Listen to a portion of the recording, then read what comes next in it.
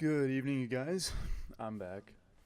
Finally getting around to making a video on this RMC. And for those of you who don't know what that means, it is basically a Rocky Mountain construction roller coaster. They are an incredible company that really focuses on wooden, hybrid, you name it. They do have some steel coasters now, mostly single rail. Anyway, I'm not going to get too in-depth on that because the main focal point of this video is this coaster, and it is massive. This is a IBox hybrid coaster, which means it's got a wood substructure and a steel superstructure. I think I used that terminology right. If I didn't, someone who knows more about construction and design, please correct me. But I really just, pulled about 10 minutes of gameplay footage. I'm not going to go crazy into editing it or anything like that. So there are a few flaws and glitches here and there where I just zoom out a little bit too far or whatever. So bear with me. Again, still fairly new at this. But I figured why not just showcase this ride. Sorry. So this is Iron Bandit.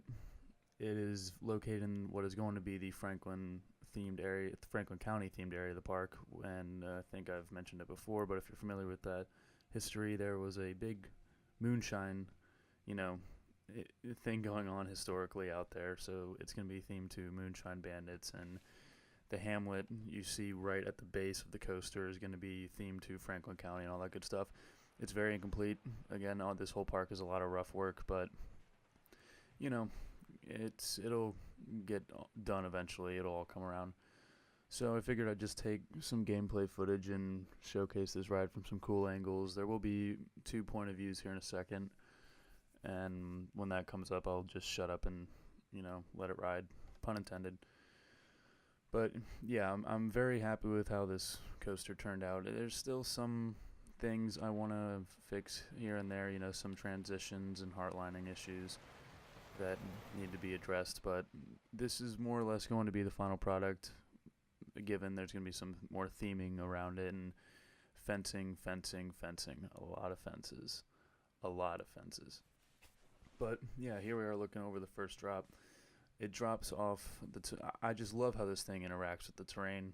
The top of the lift hill is maybe, I think in game, about 40 feet off the base of the mountain, and the first drop is about 170 feet, something like that. So here she comes around the turnaround off the lift. That's the money shot. That's hot. That is very hot. I just think that is so sexy. I don't have a weird fetish for coasters or anything like that.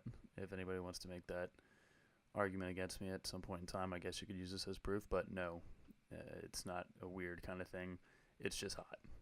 And I think there's actually some studies out there that prove scientifically that curves are sexy regardless, and the color red. So curves and the color red. Ladies, if you're listening, take that into account. Your mans will thank you. That was stupid. All these commentary rants are just totally off the wall, so do bear with me. Here's the second half of the layout that's going to be a little bit more visible from the front entrance and the parking lot of the park. This is really more or less inspired by the Joker, which is an RMC coaster over in California at Six Flags Discovery Kingdom. I think it looks good. Not a whole lot of airtime hills or moments. Well, there's a lot of airtime in this coaster, and it comes in the form of laterals. Laterals are insane. There are 3 wave turns on this ride, and if you know what I'm talking about, you know how damn cool those wave turns are, and they're hands down my favorite element on any roller coaster. But here we are. This is all going to be filled in with buildings and attractions and stuff, the Franklin County part, and as you can see, this thing just kind of towers over this little hamlet of the park. And that was intentional because it all ties in with the theme that these moonshine bandits are running amok through Franklin County, and anywhere you go in this part of the park, you look up and you just see this massive coaster. The station's a little unfinished. That glaring red roof will be changed on the tower right there. Got to do some, play some dress up on that and make it all look nice. This building you see right here, that's entirely complete. I was happy with how that turned out. Incomplete building over there. But yeah, this thing just towers over this section of the park. I wanted to make sure it really rode the mountain and the terrain and everything And this whole park in general actually started out as just this coaster. I was just going to do a little sandbox where I just built this really, as I like to call them, STEEZY RMCs, and just theme around it, and it eventually turned into a park. So I'm very happy with that decision. Off in the distance you can see the B&M dive coaster Bigfoot. I want to get a lot more work done on that before I showcase it. It needs a lot of support work and all that good stuff, custom supports. But yeah, just taking a look around at this thing, I'm in love with the aesthetics. It just looks really good. And there's one of those little glitches I was talking about where I zoom out a little bit too much. But I think it kind of helps out. You can just see the sheer magnitude of this ride. It covers from completely one end of the park to the other. It's big. I think the max speed is 87 miles an hour. So theoretically, if this were a real coaster, it would beat out Steel Vengeance for the fastest RMC and hybrid. So, you know, take that and put it in your pipe and smoke it. Alan Schilke. And if you don't know who Alan Schilke is, he is the mastermind behind a majority of the RMC creations. He's the big design guy and the dude you see in the thumbnail. I had some fun teasing this in some coaster communities on Facebook and on some forums and everything. They got a kick out of it. So if you hear from that, like, subscribe, comment, all that good stuff. Shameless plug. But yeah, here we are looking at it again. I think we're about to jump on it here in a second. Take her for a spin. I do leave the test results up just so you can kind of see the max speeds and the forces and all that good stuff. So enjoy Iron Bandit. I will resume talking here in a second.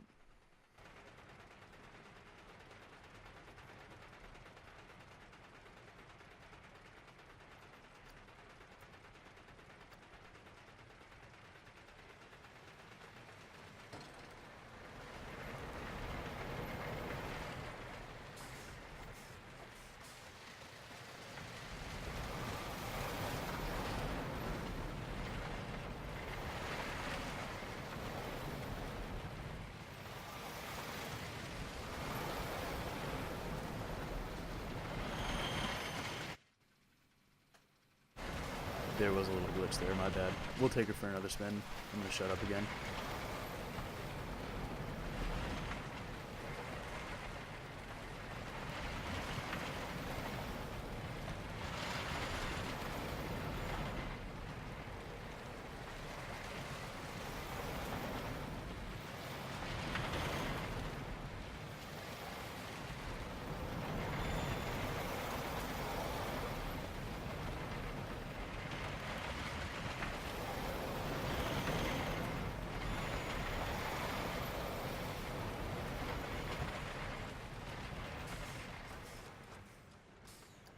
Alright, here we are, back again. I'm going to comment on this one just because there are some things that need to be said.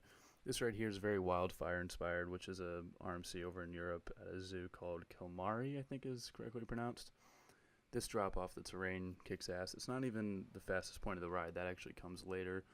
Need to do some transition and smoothing through that step up barrel roll. This is the fastest point and the largest drop right here into this gigantic valley, into the top hat. This right here is all Steel Vengeance. Totally ripped it off.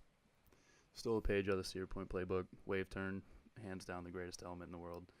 Another step up barrel roll. This heart lining is very wacky, needs a lot of work. Some smoothing, another wave turn-ish kind of thing. Into a 0G stall over the lift hill. Down under the queue. The queue needs a lot of work. In fact, it needs to be done in general.